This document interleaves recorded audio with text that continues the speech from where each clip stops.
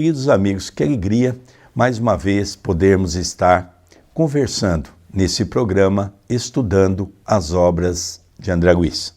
O livro Missionários da Luz, nós terminamos o capítulo 12º e durante todos os programas foi falado da preparação da reencarnação de Segismundo. O casal Raquel e também Adelino eram personagens do passado onde houve um grande trama e um acabou matando o outro, ou seja, Segismundo matou Adelino. No mundo espiritual, depois de muito sofrimento, eles então estão se programando para reencarnar. Adelino e Raquel já haviam reencarnado na Terra. Adelino concordou em receber Segismundo, mas quando foi para aproximar Segismundo de Adelino, houve um grande problema. Voltou à tona todo aquele ódio, toda aquela raiva do passado e precisou então ter uma interferência do mundo espiritual, onde nós vamos ver o personagem de Alexandre. É interessante que Alexandre era amigo deles naquela época, que é o mentor espiritual que está conduzindo o trabalho de André Luiz. Vamos acompanhar então agora como que é essa preparação Segismundo. É um capítulo muito longo, é o capítulo 13º, onde tem como título Reencarnação, e nós vamos trabalhar com esse capítulo por vários programas para que a gente possa entender um pouco melhor o que é a reencarnação. André, tudo bem com você?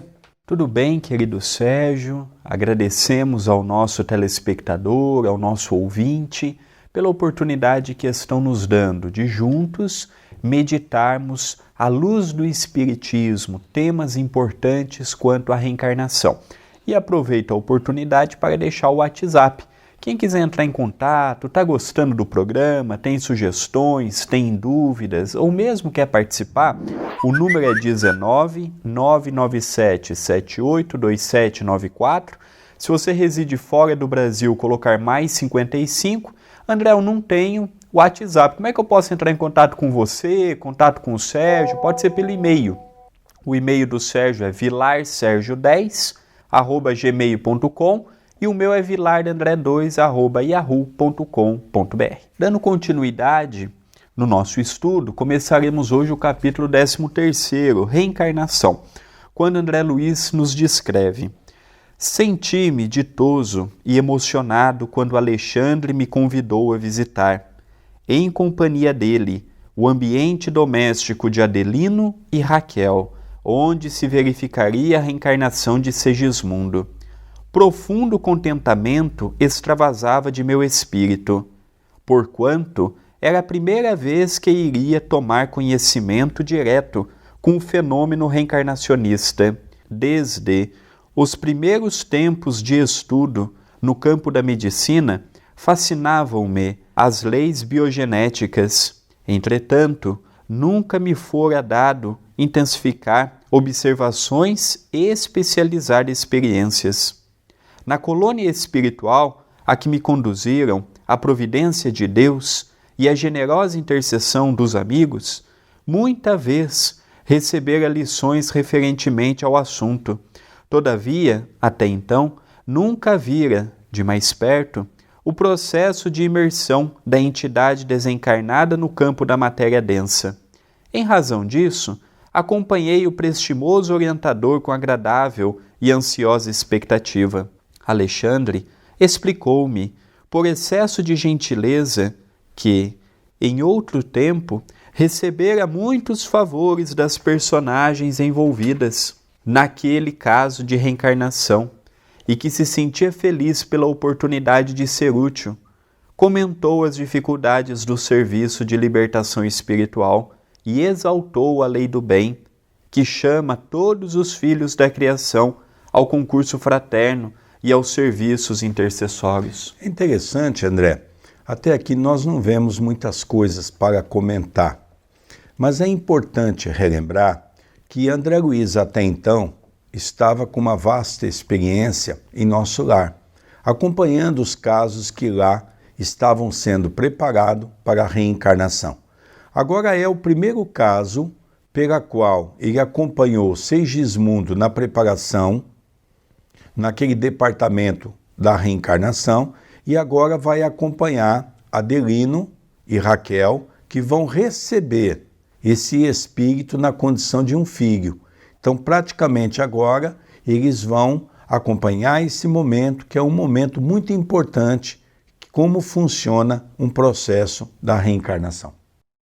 E antes de darmos continuidade, aqui nós vemos a importância de valorizarmos a nossa oportunidade reencarnatória, porque nós veremos ao longo de mais de 50 páginas o convite de pensarmos quanto é difícil um processo reencarnatório, assumirmos um corpo, mesmo quando se vem na condição de reencarnação compulsória. Continua a descrição.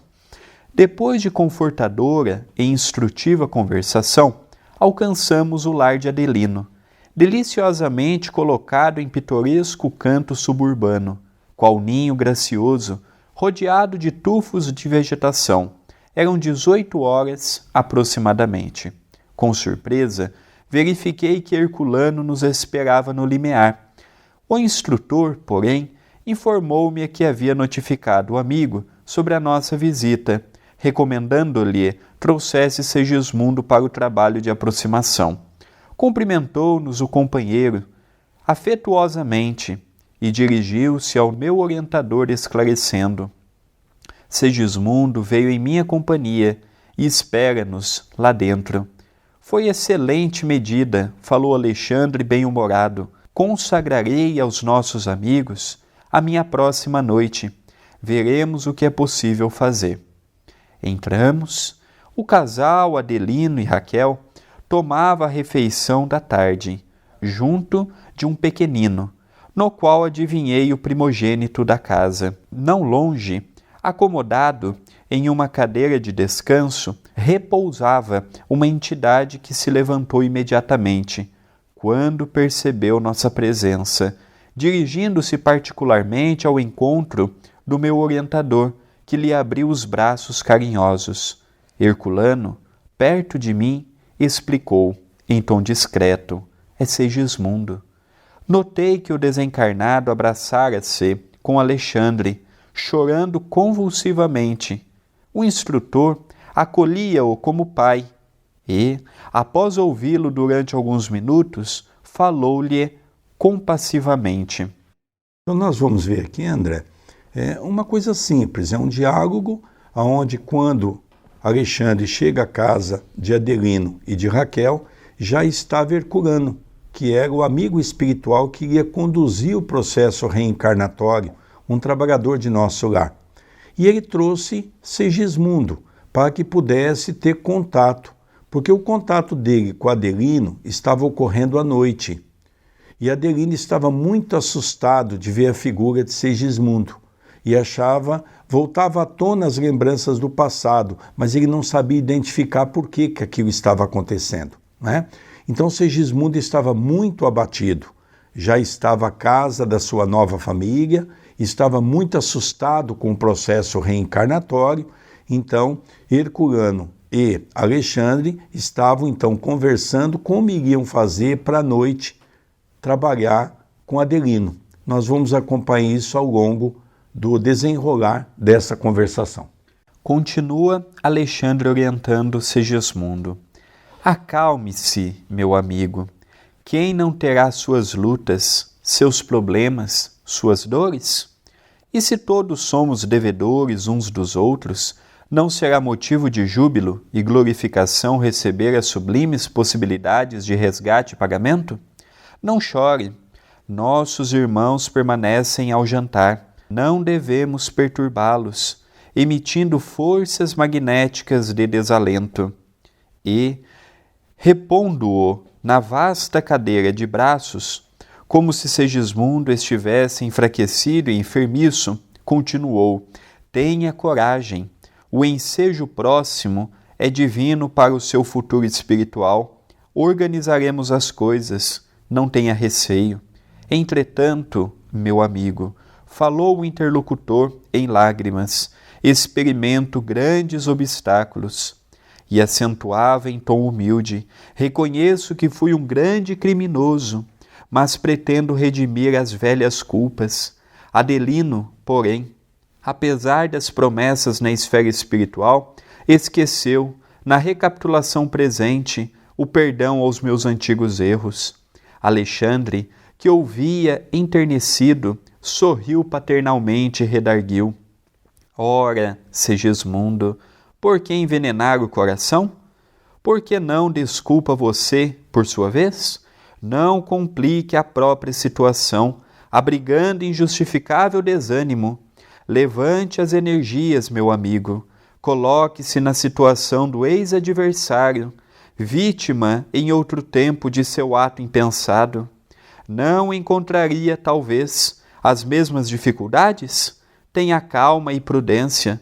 Não perca a bendita ocasião de tolerar alguma coisa desagradável ao seu sentimento, a fim de reparar o passado e atender às necessidades do presente. Vamos, equilibre-se. O momento é de gratidão a Deus e de harmonia com os semelhantes. Aqui, André, eu vou destacar 2 pontos que julgo ser importantes. O primeiro é a importância no Evangelho no lar, preparando o nosso ambiente familiar. Aqui, Alexandre fala uma coisa muito interessante para Segismundo. Olha, não vamos baixar o nível que a gente pode até comprometer o jantar deles. Isso é um fator muito interessante, quando a nossa casa está rodeada de espíritos muitas vezes atraídos pelos nossos pensamentos negativos. Achei isso fantástico. O segundo é quando ele fala para Segismundo, porque havia um acordo entre Adelino e Segismundo no mundo espiritual, de que Adelino iria reencarnar e Segismundo viria como filho. Só que quando Adelino reencarnou, e Adelino começou a ver Segismundo à noite em desdobramento, ele voltou todo aquele ímpeto do ódio e ele já não queria mais. Então, Segismundo estava também colocando empecilhos. E a conversa de Alexandre é muito interessante. Ele diz assim: olha, Segismundo, faça você a tua parte de perdoar e deixa com que ele faça a parte dele. Ele percebeu que Segismundo estava colocando muito mais barreira do que o próprio Adelino. Então ele fala um pouco duro com Segismundo no sentido de que ele pudesse perceber que ele também teria que ajudar naquele momento no processo reencarnatório. São 2 pontos, André, que julgo ser importante nós comentarmos. Sem dúvida. E um outro assunto interessante, querido ouvinte, querido telespectador, é que nós tivemos a oportunidade, eu e o Sérgio, de estudarmos o livro Nosso Lar. E um dos últimos capítulos do livro fala da reencarnação de Dona Laura. E ela já estava numa condição espiritual mais avantajada do que Segismundo. E mesmo ela dizia da preocupação de reencarnar. Reencarnar não é fácil. A chance de falharmos é muito grande em todos os quesitos, abusando do corpo físico, mergulhando nos vícios da sexualidade, se perdendo no vício das drogas, do álcool, do tabaco, da promiscuidade. Aqui os labirintos são muitos, as opções são muitas. Se nós não tivermos fé, não tivermos uma ligação com Deus, a chance de falharmos é grande. E um outro ponto, além de tudo que muito bem o Sérgio realçou com carinho para as nossas reflexões, nós não podemos deixar passar que este triângulo amoroso, que envolveu crimes no passado, é muito presente na atualidade. Quantos casos assim nós já não conhecemos através do diálogo fraterno numa casa espírita? Ouvimos um relato desse e imaginamos, isso aqui não acontece, é mais frequente do que nós imaginamos. Então nós passamos a ver como é que a reencarnação é uma dádiva de Deus para todos nós que nos encontramos mergulhados mediante a nossa própria consciência. Continua. Segismundo enxugou os olhos, sorriu com esforço e murmurou: tem razão. Herculano, que o contemplava compadecido, entrou na palestra, acrescentando: ele tem estado muito abatido, desanimado. É natural, tornou Alexandre decidido. porque, em tais circunstâncias, sofre a criatura certos desequilíbrios, em face das necessidades do regresso à carne. Mas Segismundo tem levado muito longe o fenômeno, acentuando os próprios sofrimentos com expectativas e inquietações injustificáveis. Fixando mais detidamente a atenção no casal, que se mantinha à mesa, falou afetuoso: observemos Adelino e Raquel, vejamos a cooperação que podem receber, acompanhamo-lo em silêncio. Interessante, André, você falou muito bem da questão do triângulo amoroso. É muito comum nós vermos exatamente essa questão da disputa entre pai, mãe e filha. A filha e a mãe disputando o pai. É comum a gente ver esse triângulo amoroso entre o pai, a mãe e o filho. O filho e o pai degradando-se pela mãe. Há pouco tempo atrás, nós vimos uma cena de um pai que, não aceitando a filha, em hipótese alguma, namorar com ninguém, matou o rapaz e os pais desse rapaz. Nós vemos que ainda há esse ódio intenso por esse apego às pessoas que elas não sabem explicar o porquê. E nós vemos isso com muita frequência na sociedade. E antes de continuarmos, nós vemos Alexandre falando uma coisa muito interessante também, que é normal ter medo, é normal ter receio, mas que Segismundo estava potencializando. E ele estava se prejudicando, já não estava fácil o relacionamento dele com Adelino, estava piorando a situação. Então aqui Alexandre fala, ter medo, ter receio, tudo isso é natural. Mas desde que não entre numa faixa de desequilíbrio tamanho, porque tem muitos espíritos que entram nessa faixa, tem medo de retornar e pode gerar um aborto espontâneo. Leva-se ao fim anos de processo reencarnatório. Eles ali, Alexandre, Herculano, outros companheiros que vão chegar ao longo desse capítulo, não estão ali de brincadeira. O processo reencarnatório é a função que eles desenvolvem no mundo espiritual, não é caridade, é a função deles. O bônus horas que eles ganham é daquilo. Então, às vezes, a gente imagina que espírito só tem boa vontade, vai a hora que quer, se der certo reencarnar, se não der, tá bem também. É todo um processo que vai por água abaixo quando não é concretizado. É verdade, tanto pode esse casal, junto desse filho, ter sucesso e passarem a se amar, como pode também acontecer uma tragédia nessa família, tendo em vista o que aconteceu no passado. É o livre-arbítrio que vai determinar o posicionamento de cada um. Dando continuidade, o chefe da casa permanecia taciturno, conversando com a esposa tão somente por monossílabos. Via-se que a companheira se esforçava. No entanto, ele continuava quase sombrio. Não se efetuou o negócio que você esperava? Interrogou a senhora, tentando a palestra afetiva. Não, respondeu ele secamente. Mas você continua interessado? Sim. E viajará na semana próxima, caso não se realize o empreendimento até domingo? Talvez. A esposa fez longa pausa, algo desapontada, arguindo em seguida. Que desculpa apresenta a companhia em vista de semelhante demora? O marido fitou-a com frieza e respondeu lacônico. Nenhuma. A essa altura, Alexandre fez significativo gesto com a cabeça e falou-nos preocupado. Em verdade, a condição espiritual de Adelino é das piores, porque o sublime amor do altar doméstico anda muito longe, quando os cônjuges perdem o gosto de conversar entre si. Em semelhante estado psíquico, não poderá ser útil, de modo algum, aos nossos propósitos. Alexandre levantou-se, deu alguns passos em torno da reduzida família e dirigiu-se a nós outros afirmando: procurarei despertar-lhe as fibras sensíveis do coração, de modo a prepará-lo convenientemente, a fim de ouvir-nos essa noite. Assim dizendo, o devotado orientador aproximou-se da criança, belo menino de 3 anos aproximadamente, e colocou-lhe a destra sobre o coração. Vi que o pequenino sorriu, mostrando novo brilho nos olhos azuis. E falou, com inflexão de infinito carinho: Mamãe, por que papai está triste? O dono da casa ergueu o rosto, com admiração, ao passo que a senhora respondeu comovida: Não sei, Joãozinho. Ele deve estar preocupado com os negócios, meu filho. E que são negócios, mamãe? Tornou a criança ingênua. São as lutas da vida. O menino fitou a mãezinha com atenção e perguntou: Papai fica alegre nos negócios?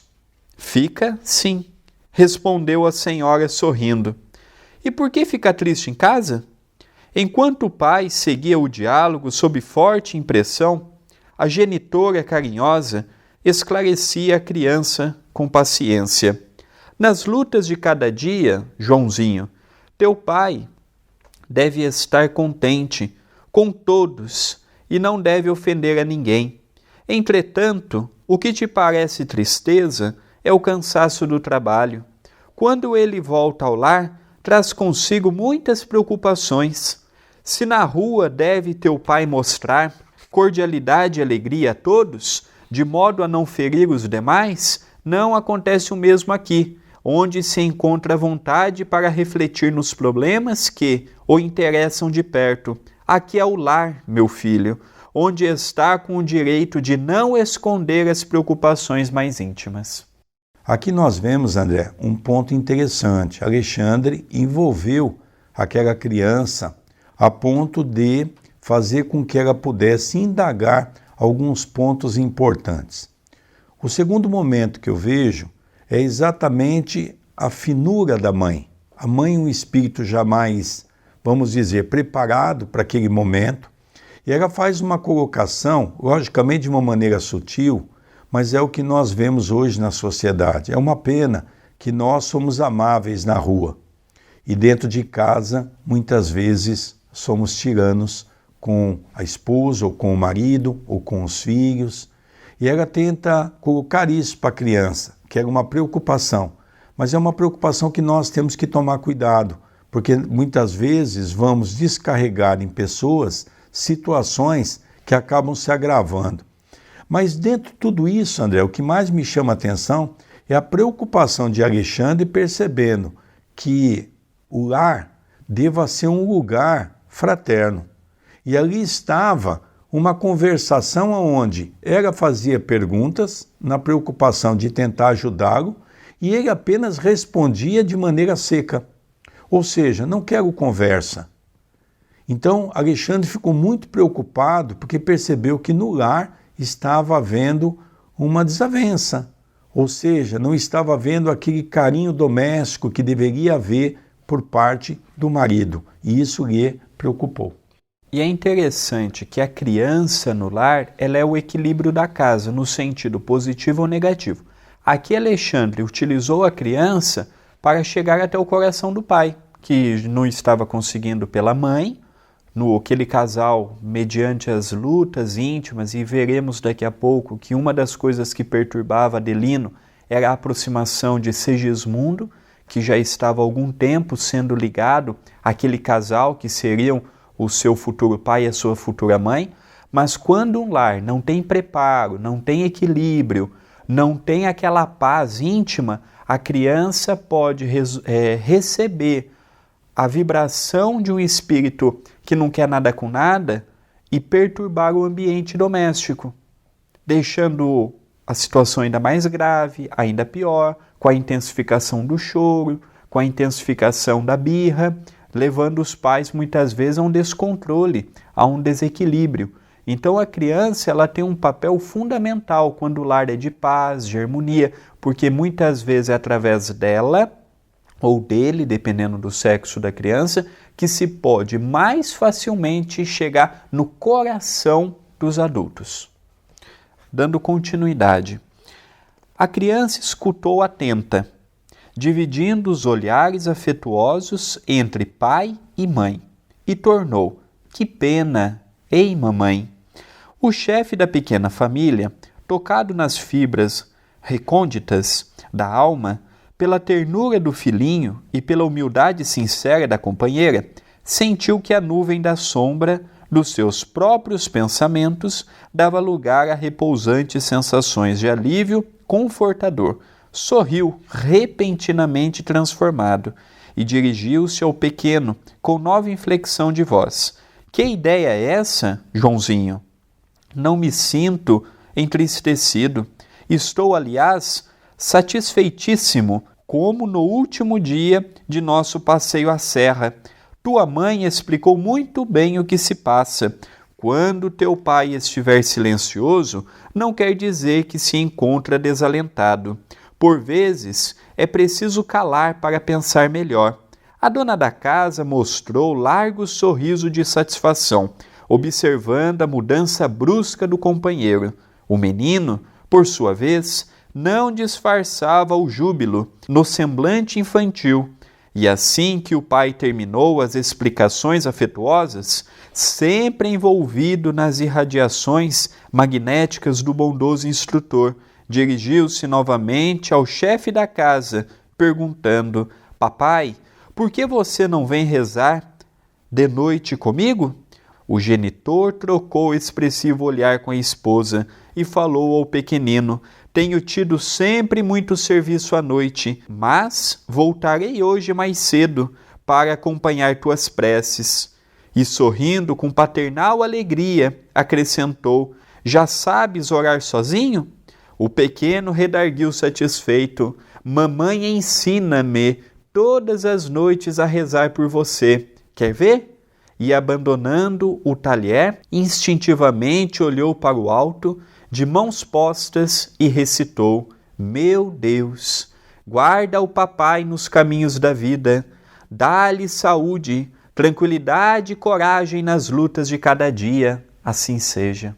O genitor, que se apresentara tão impenetrável e rude a princípio, mostrou os olhos rasos d'água, sensibilizado nas fibras mais íntimas e, fixando ternamente o filho, murmurou: Estás muito adiantado.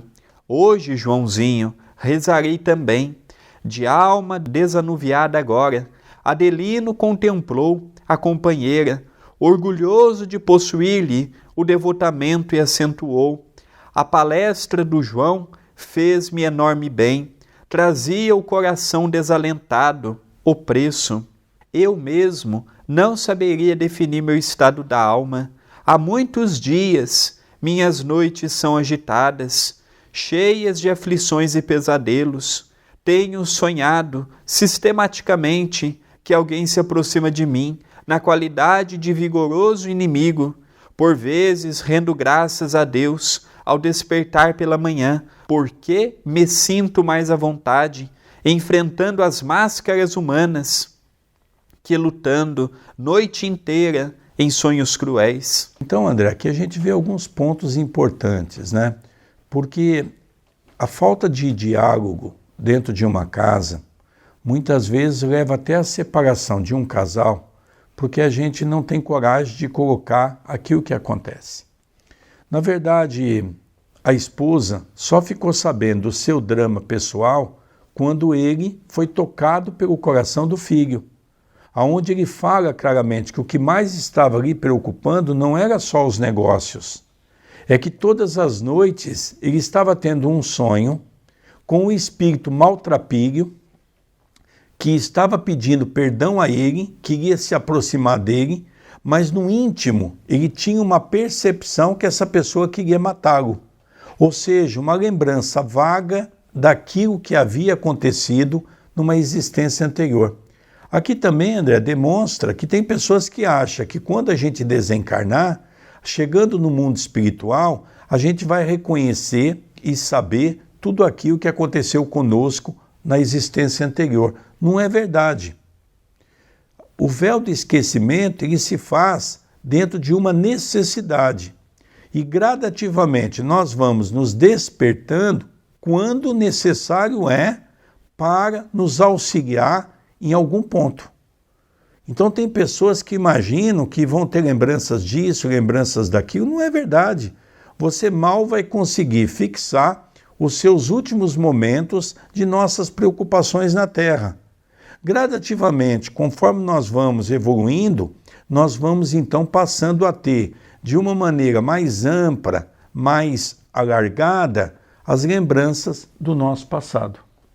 E nós podemos realçar também, como um ponto fundamental, que é a importância de uma criança ser evangelizada nos moldes de uma prece, dos ensinos de Jesus.